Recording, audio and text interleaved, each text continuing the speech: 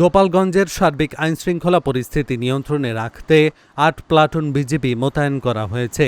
অতি সম্প্রতি জেলা সদরের বিভিন্ন স্থানে কয়েকটি ককটেল নিক্ষেপের ঘটনা ঘটায় জনমনে ব্যাপক ভীতির সঞ্চার হয়। বিজিবির 2IC মেজর নুরুদ্দিন আহমদ জানান, গোপালগঞ্জ জেলা প্রশাসকের কার্যালয় চত্বর, জেলা জজের বাসভবনে এবং গোপালগঞ্জ বিশ্ববিদ্যালয়ে ককটেল নিক্ষেপের পর শহরে আতঙ্ক বিরাজ করায় বিজিবি মোতায়েন করা হয়েছে। গোপালগঞ্জ সদর, কাশিয়ানী, কোটালীপাড়া, টুঙ্গিপাড়া ও মুকসুদপুর উপজেলায় পৃথক পৃথক ক্যাম্প স্থাপন করা হয়েছে। এসব ক্যাম্প থেকেই ইতিমধ্যে ঢাকা-খুলনা মহাসড়ক সহ সকল উপজেলা ও গোপালগঞ্জ শহরের বিভিন্ন গুরুত্বপূর্ণ স্থানে চেকপোস্ট বসিয়ে বিভিন্ন যানবাহনে তল্লাশি করা হচ্ছে।